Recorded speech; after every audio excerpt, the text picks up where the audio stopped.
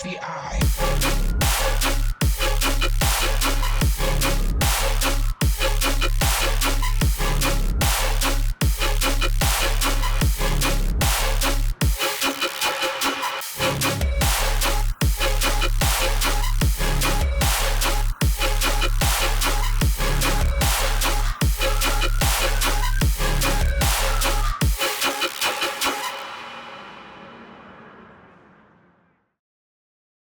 It's good to have you back on the podcast, RJ. How's it going? Over a year now? I can't even remember the last time we hopped on the mic. I don't remember. Yeah, it's been a while. Actually, it might have been 2 years ago. It was when you started Root Service, I think. Yeah, Root Service is 3 years old now. It's crazy. It's a toddler. No, your little baby. 3 years added to the family. I know. It's crazy. Yeah. How has Root Service been? How's everything going over there? How's everything going in general? Yeah, I think it's good. I think we're finding a lot of really cool artists that are, even aside from like 3 years ago, like we released Beast Boy's first EP. Like I think he was our second release on the label, and now he's touring and he's, getting bigger. And I feel like we just keep finding these cool diamonds. Like, have you guys heard of Mirius yet? No. He's dope. We just locked an EP for him in June. It's Myrias. Shout out Mirius. He's a really good guy. He is doing all sorts of. He's got an EP on Ganja's label. I think he's doing something on Subtronic's label. But I think he's another guy who's going to get pretty big this year. Mm-hmm. Cool. We'll have to add him to our watch list. Yeah, he's cool. Check him out. That's one of the most rewarding parts, I feel like, of having a label is discovering the artist and then giving them a platform and just kind of seeing them bloom into their full brand and their full potential. Yeah, and that was kind of the whole reason why we started the label, because I was just unhappy at all the majors. Every major I was at, it's like, oh, they like literally tell you exactly what to do on your songs. And it's like, they don't let you be an artist. Kind of sucks. Yeah. But that was the goal, is like, I want to be able to do what I want to do, but also help others who are kind of in my situation are trying to ascend through the ranks of DJs, which is so difficult today.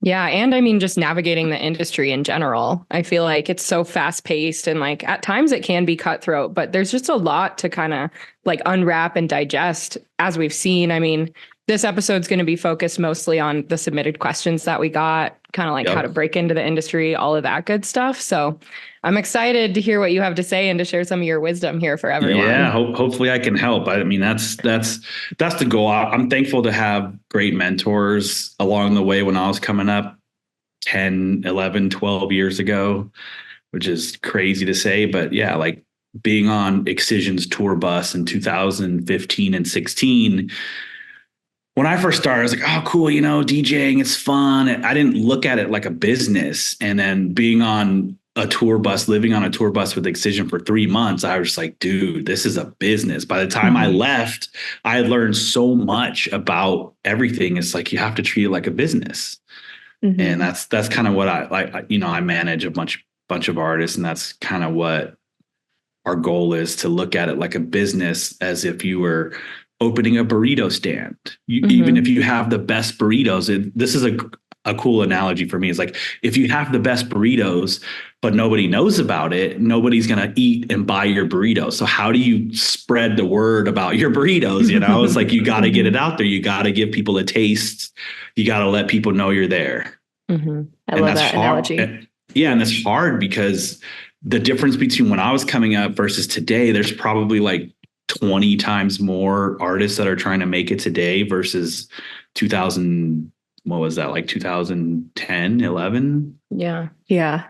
Especially after COVID. I feel like so many artists just came out of the woodwork. I'm like, everyone was just home making music, learning their craft, finding their sound. So people had time. People had time. That's for sure. And I mean, I don't even think Dubstep BI would be where it is if COVID didn't happen. Yeah, can we talk about how much you guys are killing it right now? I haven't been to a show in any part of the country in the last like year where I haven't seen one of you guys there. It's crazy. Like we were just at Beyond and I was like, Yessie, what, like, what? I don't even understand. Like, what's going on? You're here. Yeah, we're reviewing your application to be on the street team. So we'll get back to you after that. I'm down. I'll do anything you guys want. I'm on board. I want one of the crossbodies too. Yes. Ooh. Like I said, send us your address and we'll send you one. We got you. I'll be in Colorado in like 3 weeks. So we'll link up. Red Rocks. We actually have our first Red Rocks show of the year tonight. Mellow Death is playing. Oh, nice. Mm-hmm. So yeah, and then the next one I think is your show or Vastiv's show with Sullivan. Mm-hmm. Sweet. So, yes. We're gonna announce Vastiv's next Denver show after that. Ooh, perfect timing. Yeah. Shout out Vastiv. My guy, he was stuck on an airplane in Montreal this morning because of snow for like 2 hours. I think I saw, Hamra was posting. He's like, I'm on my way to Tampa, but I'm here in the snow right now. So hopefully they can get on their flights. I've got to go to Syracuse tomorrow, and I'm kind of sketched about it because I don't know if I'm going to make it. Yeah. It's supposed to snow like crazy up there. I mean, flights around the country, like no matter where you're going. Our friend Austin is in Phoenix this morning, and his flight to Tampa got canceled, but it was due to like flight technical issues. So it's always something. It's crazy. Things we hate to see. Yeah. It happens though. Well, yeah, this is different from our other episodes. Typically, in the beginning we have conversations, but I figured, since we got so many questions, we can dive into this. And like Chrissy said, we're curious to hear what your take is on these and what advice you have to give to these people. So Chrissy and I were just talking and I was like, let's do another one and let's try to gear it towards helping. Like I said, I was thankful to have really great mentors that kind of push me in the right direction. And that's one of the questions I get a lot from people is like, how do I get a manager? How do I get an agent? How do I break through? How do I do this? And it's like, it's so hard to answer that on a DM, So it's like, let's just do a whole podcast for an hour and let's just break it down. So it's like, it's the best way to do it. I'll hopefully give examples of Vastiv, how we got Vastiv going, how we got Morte going, how we got Perry Wayne going. Yeah. And for anyone who wants to like skip through the episode, we'll be sure to add timestamps in the description so that you can check out what questions we asked RJ and you can just skip to that part if you don't want to watch the entire episode through. Yeah. Well, first one here from Mike Shift. He's asking, what are booking agents for and why don't most people book their own shows? Well, that's kind of an easy question for me because when you're so focused on your brand, you need somebody has the connections in all the cities that can know every promoter and make a deal. The thing for me is the best reason why you have an agent, for example, like Vastiv is on Wasserman, Team Was. And they obviously have all the biggest artists, like not all the biggest, but a majority of the biggest artists between Wasserman and UTA. And Wasserman books Subtronics, Level Up, Riot 10, Jessica Autofred, all those. So with Vastiv being on that agency, they already know every promoter across the country because they book Subtronics everywhere. They book Jessica Autofred everywhere, but also they can utilize those resources. So for example, Subtronics has a show and they'll just go through their roster of other artists on their roster essentially and say, okay, well, we have, Riot 10 can play the show or Basscamp can play the show. So it's all just kind of like having the right people that knows the right promoters, because as we know, there's a lot of promoters who aren't necessarily have their stuff together. So if you don't have an agent and those promoters aren't vetted, so to speak, you can end up having a really bad show, which makes you look really bad. Then you don't get paid because people didn't show up. So the agents essentially have vetted all the right promoters, the proper promoters in every city to know that you can comfortably go there and that the show is going to properly be promoted. Mm-hmm. Yeah. And I mean, in that same vein, like React is asking if you have any advice for people who don't have booking agents. So probably like more of the upcoming artists, how do they go about starting to play those shows and build those relationships if they don't have a booking agent? Yeah, I think first and foremost that an artist needs to look at is like they have to start going to local shows. Like say you live in Denver, you got to get to know Dom. You got to get to Dom does bass ops. Obviously, you guys know that, but the viewers might know that bass ops has been around for 10 years. I don't know how long it's been around. It's been around forever. And I would say 80% of the dubstep acts that are touring have played that at one time or another coming up. So if you're a local Denver artist, then you have to go out in the scene and get to know it. Like obviously get to know the dubstep FBI people because you can plug them. Yeah. It's all about networking. It's the same thing if you wanted to be a lawyer or a doctor, is like you have to go and get the job essentially, and you have to network. You have to go in front of people. And then sort of once you play that bass op stage, not stage, but bass op show, then, you know, you grow. But I think the biggest mistake a local artist will make is playing too many local shows and becoming known for a local artist. That's an important point. That's very important. Yeah. Once you get known for a local artist, then every promoter in your city is just going to book you and be like, oh, he's local. He's a great local. He can do that. You have to think bigger than that. You just have to think, play the show, maximize the look of it on your social media. But you also have to be consistent. Like obviously consistency is the key for anything in life. Put out good music, make good posts. And unfortunately in today's world, you have to be a social media star essentially. Yeah. And I'm thankful it wasn't like that for me coming up, because I don't think I would have made it. What tips? I'm glad you brought the local thing up, because that's something that, you know, we've always had conversations about that. Like, how do we make sure that, you know, an artist we manage, like Cheyenne, she lives in Denver. She's played a couple of Denver shows, but it's always like, how do you make sure that you're not seen as a local? Is it more than just shows? I know you mentioned socials and music. Like, how would you recommend kind of separating yourself as an artist from that local scene? Yeah, like take Stryer Michael, for example. I've been helping him out for a couple of years. I don't manage him anymore. But we have made it a point to play the right shows. Like he did my Mission Ballroom show in December. And then I think his last Denver play before that was my Red Rocks headline. And now he's got his own headline at Larimer coming up. So he didn't overuse himself in the market.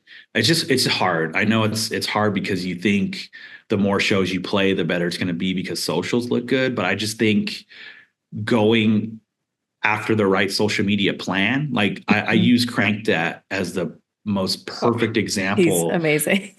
I know, but the crazy thing is, like, you know, him and Ray Volpe both were considering giving it up because that's wild. I remember that. Yeah. Like Ray Volpe, because obviously he doesn't do what Crankdat does on social media, but Ray Volpe, everybody told him, you know, we're dropping you from your agency. His management didn't want him anymore. They told him, you know, you just don't have it. And then he hit Laserbeam, and now he's one of the most touring biggest artists. And same with Crankdat. Like he essentially pioneered that funny, like take a cool sound and make it. And now he's like selling out the Palladium in LA within 2 days. That's like 4,000 tickets. Like he's killing it. Yeah. So, 2 months in advance too. That's crazy. Wild. Ooh, I have the chills. I know, it's crazy. It's so cool because obviously those guys are great guys and they deserve it. But it's always like you have to have the idea and the right team to put yourself in that position to win. And they both were in that position, but it took a little bit more. And they had to essentially separate themselves from the rest of the pack. Like Ray made a hit that was not just a dubstep hit. It literally transcended all music for a time. Like you couldn't even go to a Tiesto set and not hear Laserbeam, you know? That's rare, but pretty much every single genre of EDM, subgenre of EDM, you hear a remix of Laserbeam.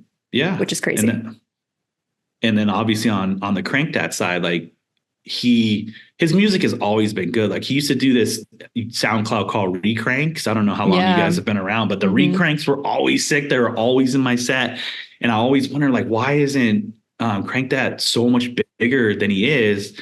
And then, you know, he just made that one little switch on social media, and now he's one of the biggest DJs. So it's, for me, like, let's take Perry Wayne for an example. I started managing him about a year ago, but we've been friends for a while. And I always thought he made some of the heaviest dubstep around. I was like, I love it, but from all the conversations we would have, he's like, I'm just not sticking. I'm not growing. And I said, dude, like, no offense, but you're just a white guy making dubstep. What are you doing to separate yourself from all the other million people who are making dubstep? And so that's how he came up with the Wayne Enterprises and does all the blood. And like, he's on his first headline tour right now, which is amazing. And now I'll be seeing him this weekend in Albuquerque. Oh, nice. That's fun. And now that he's starting to get the traction because of the brand, I'm really having him focus on more meaningful music. And that's another great point for artists, is that they think it's more about quantity, but it's more about quality. Like artists think, oh, if I put out 30 tunes in a year, it's, I'll grow, which probably, yes, that's the case. But if you put out one Laserbeam in the whole year, then obviously Laserbeam is like the exception. But if you just put out memorable music instead of focusing on the quantity. So now Perry is really taking his music, really looking for that vocal, something that's catchy, something that people are going to sing, and something that's going to be memorable. Yeah.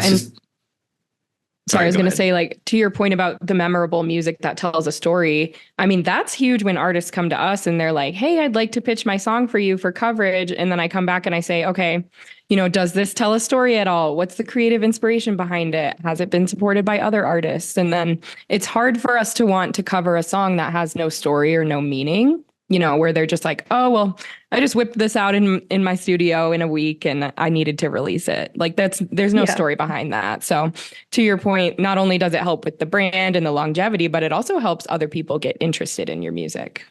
Yeah. And I think just throwing a splice like vocal sample that everybody else has used onto like your pre-drop vocal, it could be a cool song and other DJs might rinse it because of the drop. But like look at Ray Volpe, for example. Like prior to Laserbeam, he had great music, but it wasn't as memorable. And now look at all the singles that he's released since Laserbeam. You've got the one right now, like literally I hear that song and I'm just like, I'll be in the shower. I'm like, drop, drop, drop, drop, drop, drop, drop, right? Because it's so memorable. Yeah. Or like the happy song. Really this song, happy. exactly. Like, it just takes a little creativeness on top of your like production. And that's the thing that I'm really having Perry Wayne focus on. It's like, okay, you obviously nailed all the drops. You can make drops with the best of them, but now let's bring out a more creative side to where you have a song that everybody's going to sing. And he has a song that we're going to put out that I literally play it.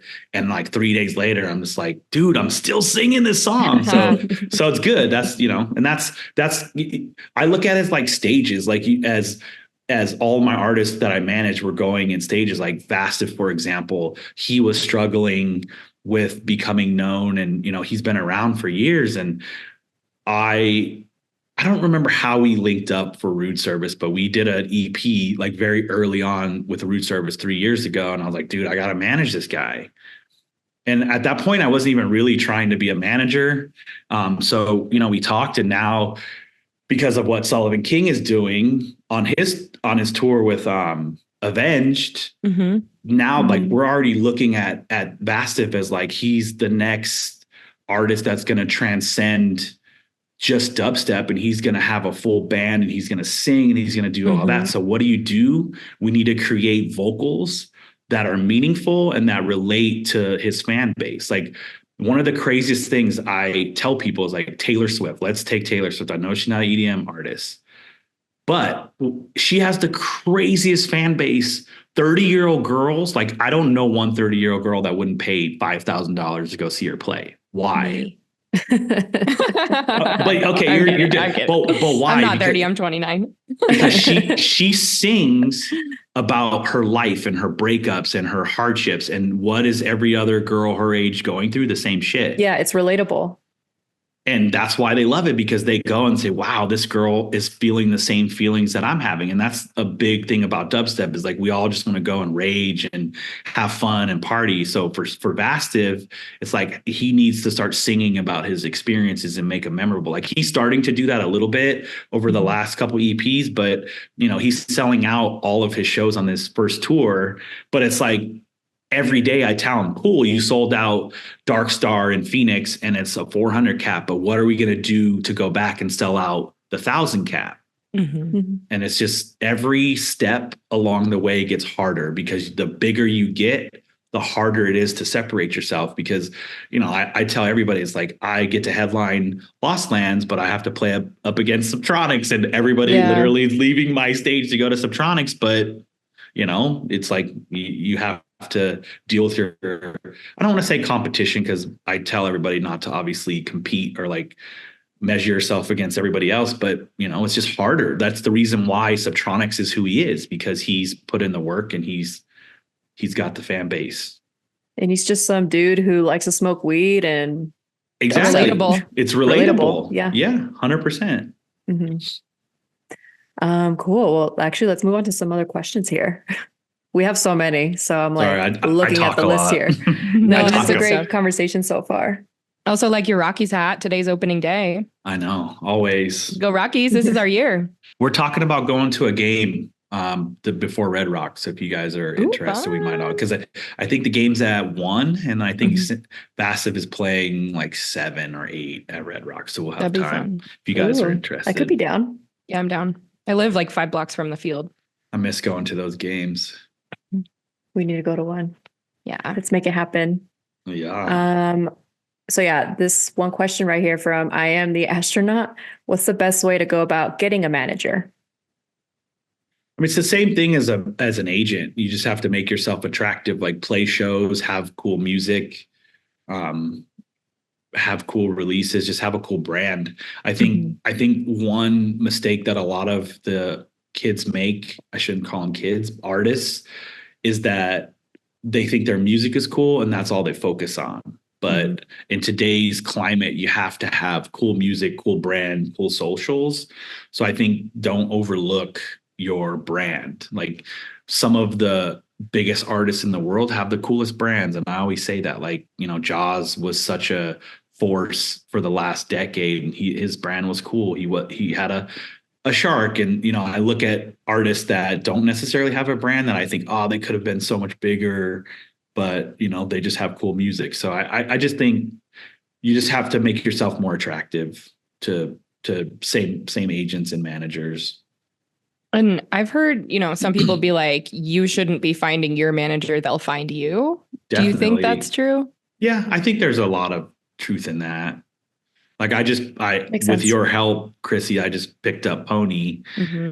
I found her, even though she had released on Phase One's label, and I saw her EP and I saw her brand, I saw her look. I was like, gosh, this artist is going to be huge if she just has, you know, the right steps in place. So I was trying to reach out to her, and I couldn't. And then actually got connected by you, Chrissy. So that's, yeah, I think a lot of it is me finding them. I've had a lot of artists reach out to me to be managed, and I haven't really picked anyone up in that way. So I think that's good. Yeah. It's also like something that we always say is you attract what you put out. So like the energy that you put into the world, like if you always have a positive outlook on things and you're always looking for new opportunities and you believe in yourself and you clap for yourself, I feel like you will attract those kinds of people and those kinds of things in your life. So, you know, as an artist, like you got to clap for yourself first. Let's be real. Like, not everyone's just going to sit there and always cheer you on. But if they see you really excited about your project, then they'll be more likely to get excited too. So I think maintaining that energy is really important. Yeah, 100%. That's what I've told all of my artists that are on their first like headline tours. Like, you have to make your show look like it's the funnest show, and that you're so excited, which they are, which, you know, we are, but that, because that energy is 100%, like people respond to that energy. And it's the same, like you just said, for an artist that's up and coming who doesn't play shows, because it's always hard. The biggest question I get is, how do I post on social media if I'm not playing shows? And one thing, like, let's take Vassive, for example. He's switching his social media strategy because he's been playing shows. Like, he was on the Sullivan King tour.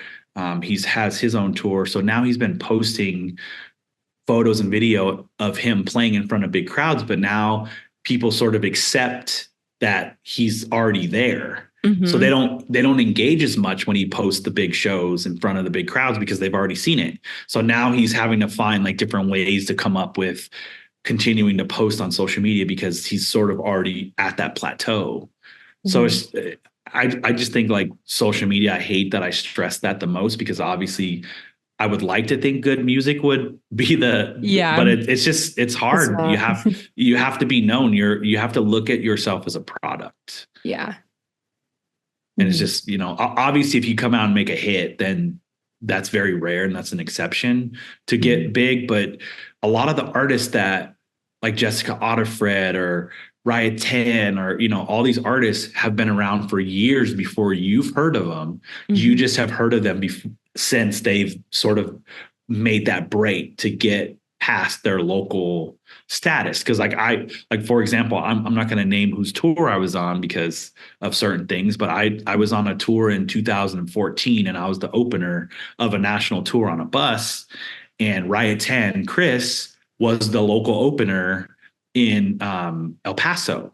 Wow. That's crazy. And I was right after him. I was essentially I wasn't the local, I was the first support. So I was, still early just as him, and we became friends, and I just like watched him sort of do his thing, and he's just started, and now obviously he's still one of the biggest 10 years later. And it's cool to see that. Like Wooly, same example. Like I met Wooly when he was going by a different name in Buffalo, and he was just a local artist, and we became friends, and now he's probably one of the most poppin' DJs there is. Yeah. And I'm glad you mentioned like the decade ago, 2014 era where people started, because we got a submitted question from FROGGORE, and he's asking what's changed the most in the industry since you started your project, and if you have any advice for newcomers in the scene. Yeah, I think the thing that's changed is the social media game. Like I said, back in 10 years ago, we didn't really we had social media, but it wasn't like you had to make yourself look cool and do all this, things that you're known for. TikToks, engagement farming. And I think obviously the other big change is that there's a lot more people trying to do what we're doing, but also the shows are a lot bigger. Like when I first came up, dubstep was still in the dark, which I love. Like, I'm from that era. Like I think about that era as like we played in dark, dingy clubs where there's literally water condensation falling off the ceiling, which is like 6 inches higher than my head. And every time I jump, I'm hitting, and there's people like literally, like I look over and there's people like over the decks. And now like, dubstep like Excision and Subtronics are on freaking arena tours right now.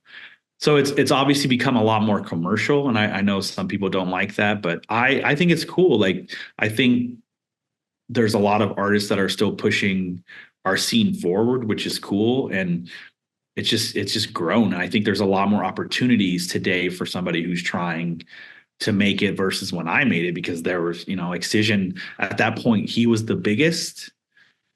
I'm not going to name the other names that were really big back then, but Excision was one of the biggest, and he was playing, like the Ogden. Like we did a Denver show on that tour in 2015 or 16, and he played First Bank. So it was like, okay. That was like by far the biggest show on that tour. So 6,000. So a lot of the venues were like Stereo Live in Dallas, which is like everybody plays that now. But back then it was like unheard of for a dubstep artist to play Stereo Lives. So and now like the Kia Forum is becoming the new normal for these dubstep artists. It's crazy. Like Palladium in LA was the biggest LA show that Excision played on our tour. And that's like 3,500 people. Oh, wow. I didn't know it was that small. Yeah, I mean, that was huge though. Like I was walking into these rooms like, dude, I'm nervous. Like this is crazy. And now I walk into those rooms, I'm like, what? This is small. I don't even know how I ever thought that was like, but then that's just a testament to how big the scene's got. So I think the best answer is like, you have so many more opportunities today because there's I don't even want to say dubstep. There's this bass show, like drum and bass is making such a great, I don't want to say comeback because it's, it's been up and down, but I feel like this time is very different. And I'm looking at a lot of the festivals that are yet to announce, like Bass Canyon. They're, a lot of them are going they're having like drum and bass stages now, and not just dubstep. So it's cool. I think the time now is like, it's almost better to be more of like a multi-genre, like open, I don't want to say open format bass, so to speak, just do what they love. Absolutely. EDMelephant is wondering, if you were to do it all over again, would you go with the same name? And has using your name made it more difficult or easier to market yourself? I don't think it made it either difficult. I think the funny part is that a lot of people confuse it with the Bear Grillz of the Discovery Channel world. Yeah. And a lot of, I've had my parents. Yeah, I was gonna say my parents too. I was Literally just gonna my say, parents. My mom's like, "Oh, you're hanging out with Bear Grillz now? What?" She's like, it's you, Shaq, and Bear Grillz, I guess. That's funny. Yeah, that'd be the one thing that's funny. But one thing I wanted to mention also about how it's changed real quick is the agents. Like back when I first started, we had Circle Talent Agency, and that was legit the only dubstep agency in the world. And I shouldn't say the world, because I'm sure some people would be mad at that, because there probably were others. But now that you fast forward 10 years from now, it's like UTA, who's one of the biggest in the world, has a full, bass music division. And so does Wasserman. You have Corson Agency. You've got AB Touring. You've got a lot of agencies. So back then it was like maybe 5 agents in the US that were booking dubstep. And now it's like, I don't even know how many. Yeah, there's so many. Gotta be like, probably. Yeah. So that's a big difference. So there's a lot more opportunities. And I think what is also great is that a lot of these big agencies are very hungry looking for those next artists. So if you make yourself attractive, it's like, like Wasserman, for example, just picked up Vulgar, they picked up Victim, they picked up Sanzu, and a lot of them. I just had Vulgar at my first tour show in Seattle, and I just met them for the first time, and they're actually really nice guys. And it kind of sucks that all of them, all the rhythm kids, are wearing these masks, because I feel like they should show their faces and be known. I don't know. Coming from experience, it's hard. Yeah. And one more point with the agents. I mean, I got to give a special shout out to Jake Bernstein, because I know he's one of those people who is meticulously in the scene looking for new talent. Yeah. And it really shows. Just like the way that he curates some lineups and like the way that he interacts with the scene. I just feel like he's always been having an eye out for artists that he believes in, and that he can kind of help give that hand up to help get them to the next level. So that means a lot to people like us too, who manage the upcoming artists. And we know that the booking agents, they kind of get it. Like they want to reward people who are chasing their dreams and that upcoming talent. So I appreciate that. They've done, I have so much love for them, because they've done so much for Vastiv. It's insane. Like we decided to go with Wasserman with Jake and Nick, and within 7 days, his first tour that he's on right now was like booked. And it was just like, a lot of agents are a lot of people. And that's another thing I want to bring up, is that a lot of people overpromise. And if you start talking, like if you're an up and coming DJ and you hear a manager or an agent say, "Oh, we're going to make you this, we're going to make you that," and you don't let people overpromise you and don't get excited. It's a long process, and it's very difficult, and nobody can see the future. It's just all about hard work. If somebody comes to you and says, "I'm going to make you the next Subtronics," like just know, like, you don't. But you make yourself the next Subtronics, really. Exactly. And that's a big misconception of management as well. It's like, I think a lot of artists just think that, if I get a good manager, I'm going to become the next Subtronics. And it's not what the manager can do. It's about what you can do. Yeah. Because at the end of the day, I look at an agent like a salesperson, right? If you're selling pens and you just have a pen that's the same pen as everybody else, they're not going to sell these pens. But if you have the new cool pen, then they're going to be able to sell that more. So it's the same that relates to artists. Like if you go on and you get signed to an agent, and like, for example, my agent, Max Freeman, he's got Excision. He's Excision's agent. Unfortunately, they look at artists like a money symbol, right? Because why spend all your time booking ABC artists for $500 when they're only making 10%, when you could book Excision for X amount, whatever he makes. I don't know what he makes, you know, and make all that money. So you have to sort of make yourself attractive to make yourself different, because all these big agents, they've already got artists that are making them so much money. So they're not going to give you the time of day unless they see the value in the future of you. And that's kind of how you create yourself and your net worth and your value, I guess. Got to prove that you can sell tickets first and foremost. Yeah, it's hard. Yeah. It's hard. Yeah. It's a big difference from soft ticket to hard ticket. And for those of you who don't know, a soft ticket is essentially a show like Bass Ops, for example, is every Friday night. So that's considered a soft ticket play, because people are going to show up to Vinyl Nightclub. That's where Bass Ops is every Friday, regardless of who's playing. And then if it does really well, it sells out. That's because the artist who's playing. But there's always a X amount of people who are going to show up. But if you do the Ogden Theater in Denver, which is like 1,800 people, that's called a hard ticket, because people are showing up specifically for you on a specific night that you're there, because they don't do a weekly show. That's interesting. I actually had never heard of those terms before, but I knew the difference between each. Yeah. So like you want to build yourself as a hard ticket, because there's not soft ticket shows all across the country. Like if you go to, I know Seattle has some, like Oregon. I'm trying to think of a city like that doesn't have, like Chicago, for example, like you do the Concord Theater, which is like 1,400 cap. That's considered a hard ticket show. So they don't really have any soft ticket plays. So it's easy. The soft ticket plays are easy. It's a layup, like Church, for example, on Thursdays in Denver. That's a soft ticket play. It's easy. So when you switch and you start actually selling hard tickets, that's where you make a lot of money. Consume Dubs, what is the idea behind Bad News Bears? That was actually my agent's idea. He wanted to call it the Dub, like Bear Grillz and the Cubs. And I didn't want that, because I don't want it to be just about me. I wanted it to be about all the amazing artists that are kind of coming up that I manage and that are on my label. I think you guys were actually there when we did the Root Service show at the Ogden. And it's kind of like, it was kind of stemmed from that. It was like, how do we give the artists that I manage and the artists that are coming up on my label a bigger platform to like help them? Like, you know, for example, Thunderdome, Morte, Vastiv, Perry Wayne, and Jaquie all have never played Thunderdome.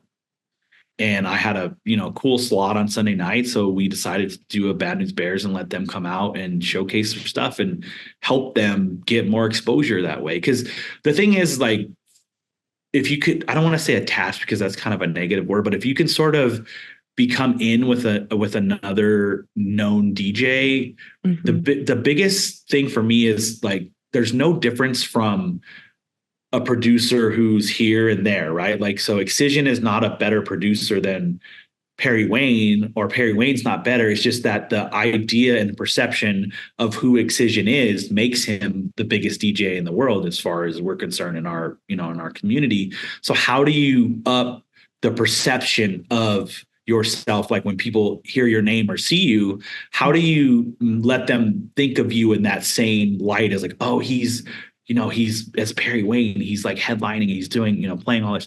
You have to up that perception. So for me, like being on the Excision tour and then PK Sound, you guys know what PK Sound is. I know they're not really around because they sort of got bought out, but like the PK Sound boys like loved me. We became friends, and I became associated with Excision, who was at that time one of the biggest DJs.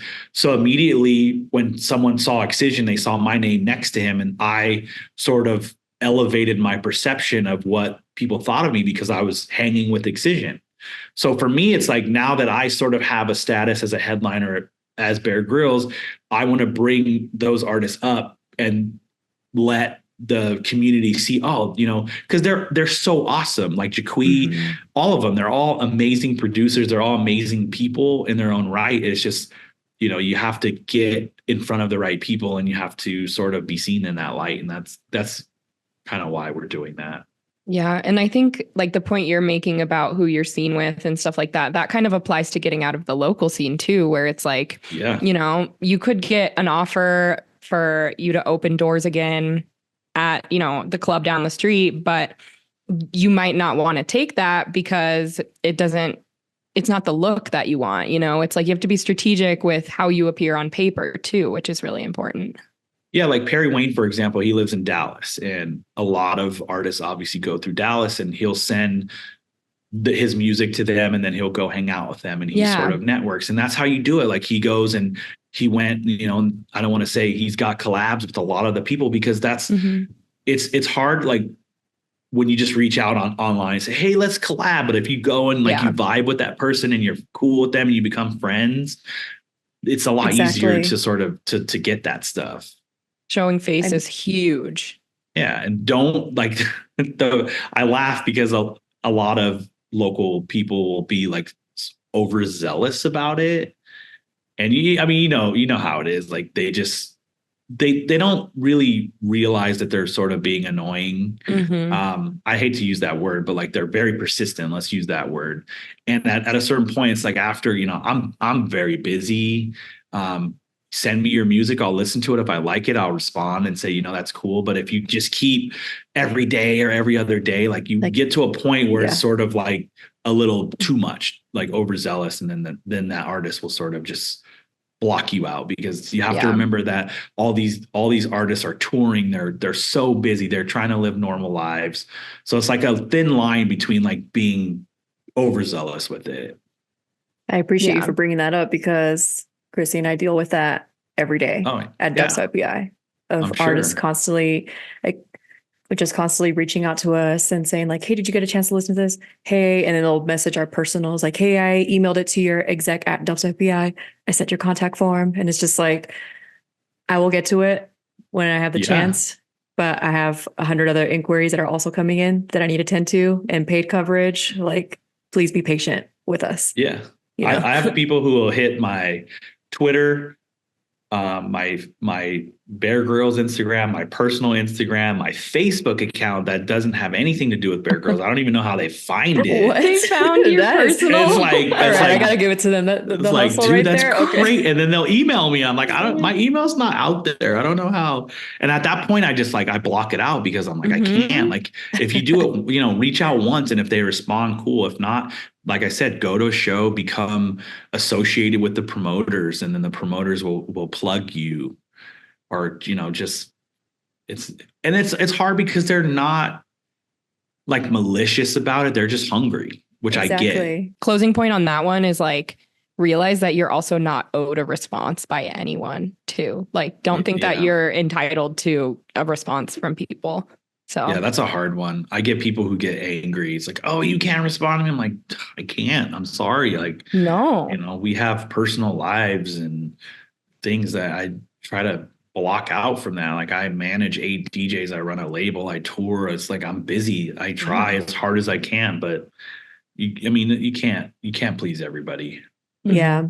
And also too, don't be that person to send us music and say, and if we say that, you know, maybe we're interested, don't tell us like, okay, well, we will release it the date that works for you. Like, we're not a label. Just give us a release date. Don't be asking us to put a release date for you.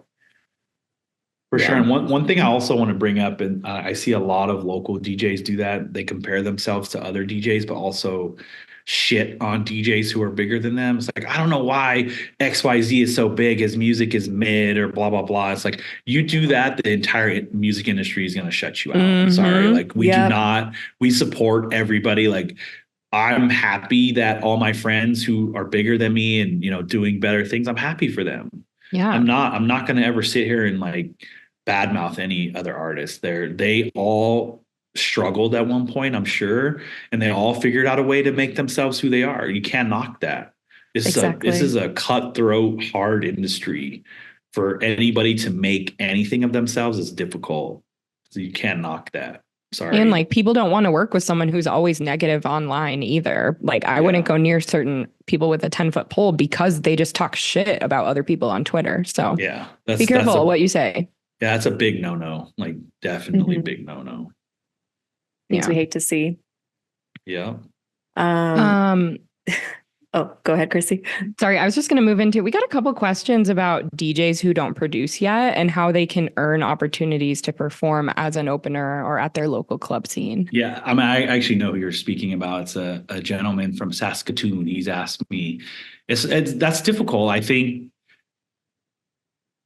I mean, the same thing applies, to be honest. Like, just go in. You have to figure out. So say you live in Saskatoon. I know I'm not supposed to announce, but that's part 2 of my tour. Anyway, so you go and you just become friends with the promoters, and you become friends with the people who run the venue. You become friends with everybody in the scene in your city. And that's how the opportunities arise. I can't stress that enough, is like networking is the thing. If you know, any other job, it's the same thing. You got to network yourself. You have to be well connected. People like big businessmen don't get to where they are by not knowing people. It's like, if I have a problem, say, oh man, I need to do this. I know who to call because I'm networked, because I've been around for so long and I've met everybody.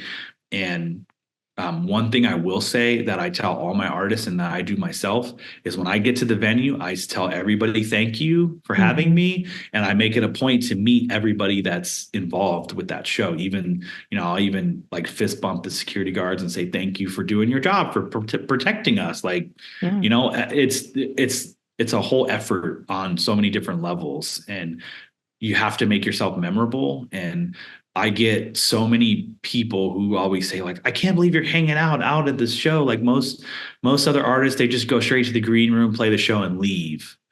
And it's so cool that you're hanging out. It's like, yeah, because we're networking. Like, this is a business and this is a job. It's the cool business. And like, I love, I get to play music for a living, but you still have to take the time to get to know everybody and shake hands, basically. So all my artists, we do that. Yeah, I mean, that converts to merch sales, streams, like that converts to everything. It's invaluable, really.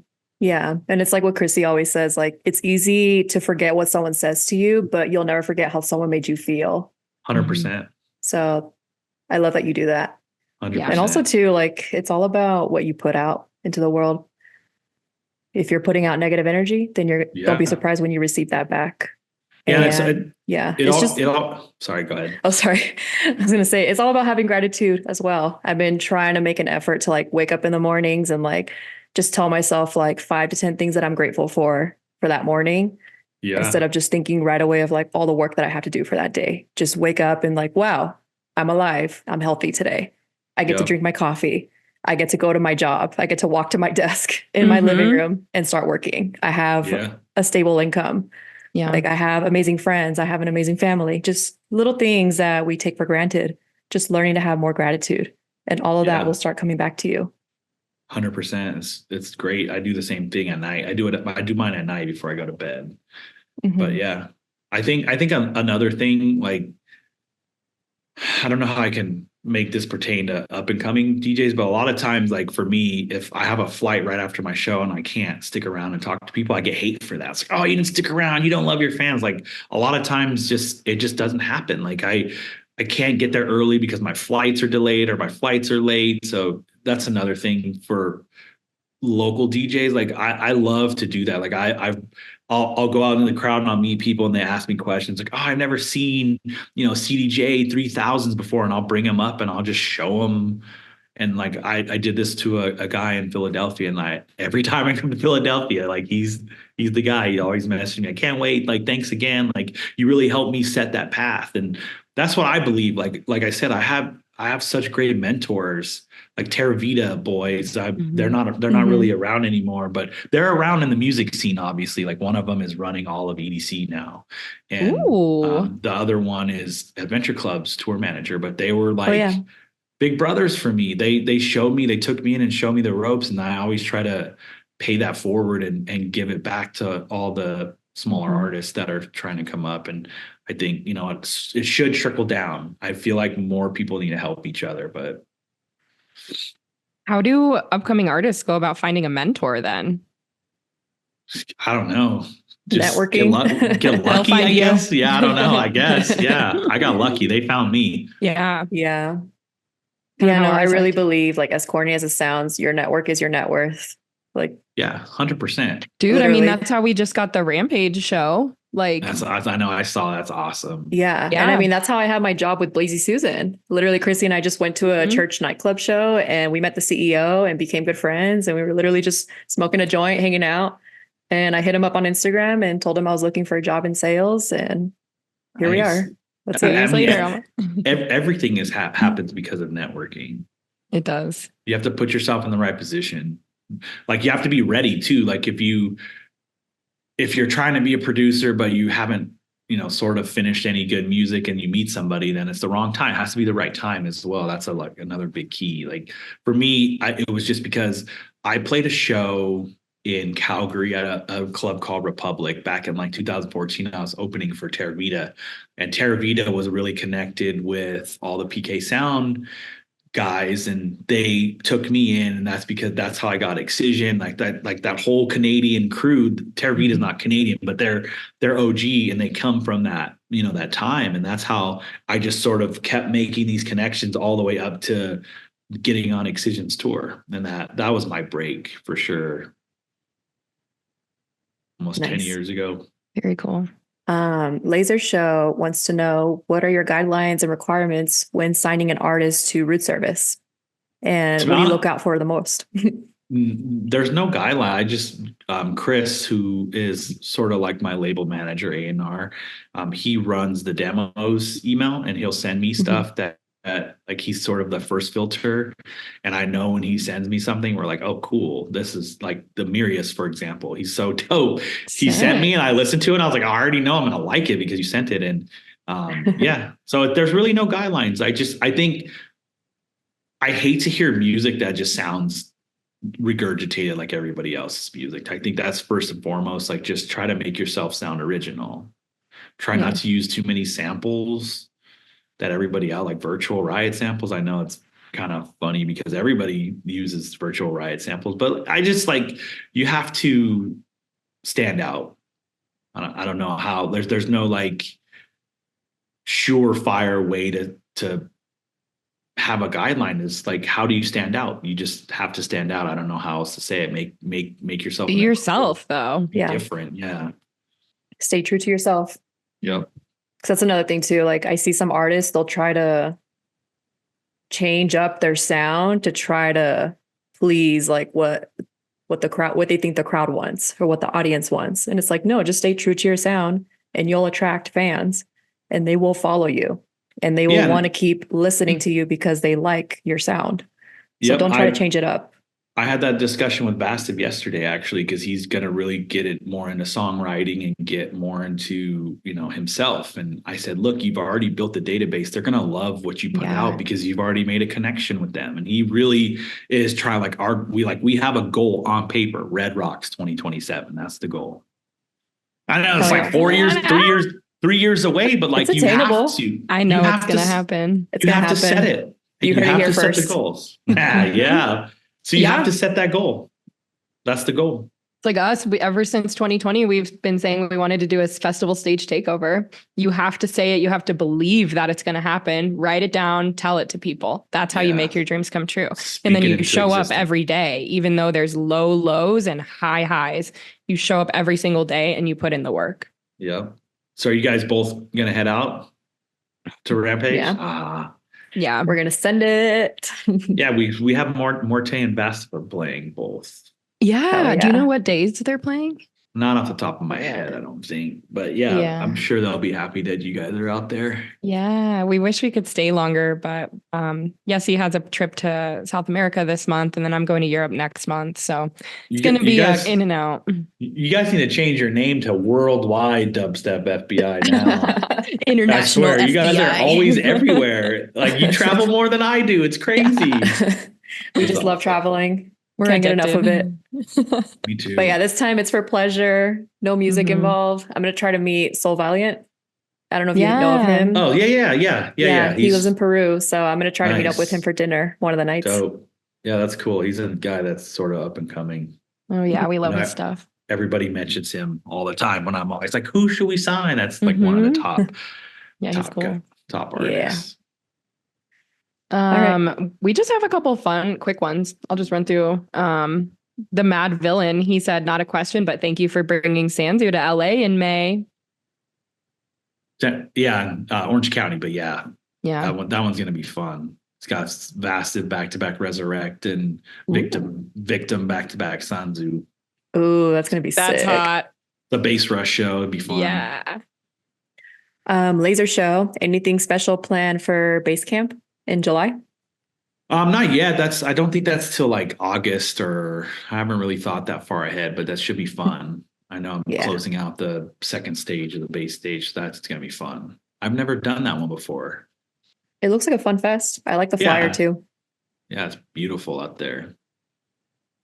If you could pick, so Alan, aka DJ Buckethead, he's asking if you could pick a new DAW to use, what would it be? I don't know. Maybe FL Studio? I have no idea. I know I saw that comment actually. You put it. I saw that on Twitter. Yeah, that's a hard funny one. GarageBand, you know? Fruity Loops, OG Fruity Loops. Yeah. Gosh. That's what FL, but like the original version was so bad back in like 2005 or whatever it was. Oh. You know, it would be funny if you tried playing a set with the FBI handcuffs. You just tried playing a set with that. I'm down. I could do that. You are? Maybe. We'll do it at home for like 10 minutes. We could make a whole scenario out of it for TikTok, like bust down your door before you play, like you're wanted right now, put you in handcuffs, and then you just run off.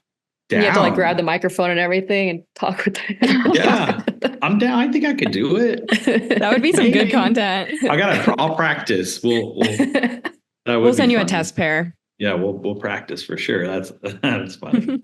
What kind of CDJs do you have? They're the white limiteds 3000s. I saw that. Yeah, the white ones. Those are clean. This is a map of everywhere I've played in the world and been. I love that you keep track of that. I don't know if you can see here. Let's get closer. So the gold pins are for places that I've actually played in the world. That's like the US. And then like you can see. Wow. That's all. Mongolia. Yeah, I played Mongolia. I remember that Mongolia festival that you told us about. Yeah, so that's China and then Australia down there. And cool. Yeah, so I keep track of everywhere that I've played and been. Is there a place that you haven't played at that you would love to play in? No, I don't think so. I think like I've played anywhere in everywhere. South America, maybe, or like I don't know. Yeah, I've played Argentina and I've played Chile, and those were cool. I got offered to play like Russia and India, but I don't really have a desire to go to those places. I don't think I want to go to Russia either. Not right now. Yeah, I mean, I've India, done like maybe, but even then, it's just kind hard. of a stretch. It's just so crowded there. Like it's Thailand, like a lot of parts of Asia are like that too. Like Thailand, I was 2 miles away from the festival. Wait, I'm sorry, 4 miles away from the festival. It took me 2 hours to get there. Sounds like Mexico City. I know. It's like can't deal with that. Jeez. Yeah, there's I would go to Russia, obviously not now with all of the conflicts going on, but there's a festival called Alpha Future People out there, and it looks so cool. Like the main stage just has like alien like heads on it. It looks like futuristic like robot heads, and the production looks really cool. Sick. Yeah. Scary times in the world. No, seriously. Well, that's really all we have. I mean, is there anything we didn't cover that you want everyone to know? I don't think so. I just think, like we said, just keep it positive, try to be different, and consistency is the key. Mm-hmm. That's why network. I tell all of our network. Yeah, network too. Mm-hmm. Man, look at what you guys have been able to do. You know, you guys, like every festival, you meet somebody and you just keep. You know, it's the same in life. It's the same for everything. I just think people overcomplicate it because they think it's music and it's a DJ. But yeah, you have to be cool. But like I said, if you were a salesperson selling a product, your product has to be cool and different and innovative, and you know, got to get the word out. It's the same thing. Exactly. Yep. Clap for yourself too. Be proud of how far you've come. Yeah, and celebrate the small wins. That's one thing I struggle with. Like whenever I take time, I'm like, I can't believe I played in freaking, you know, all these places. I look at that, and that's why I have that, because it's so humbling. Like it's so humbling to think that I've been to all those places to play music. It's cool. Yeah. Music has taken you all over the world. It's crazy. Love it. Thank you so much for taking the time to sit down with us again. Of course. Thank you. You guys are too busy traveling to. This is like our only day we could squeeze you in. I know. Lunch break is over. Blowing up at Dubstep FBI, blowing up. Yeah. Let's go. Yeah. Hopefully we'll catch you in person. Oh yeah, April. Yeah, no, it's been really cool to see Dubstep FBI grow to what it's become. Like it's really cool. Thank you. It's inspiring. It's cool. Now you got merch, so you make some money off of it, and that's cool. No, it's honestly really cool. You guys are one of the biggest, I think, that are the only that are doing it. It's cool. Yeah. We consider you a mentor too. So we appreciate all the advice that you've given us, and also just opportunities like having us out at the Ogden to do interviews, and, you know, just believing in the music that we send you and stuff like that. It means a lot. So right back at you.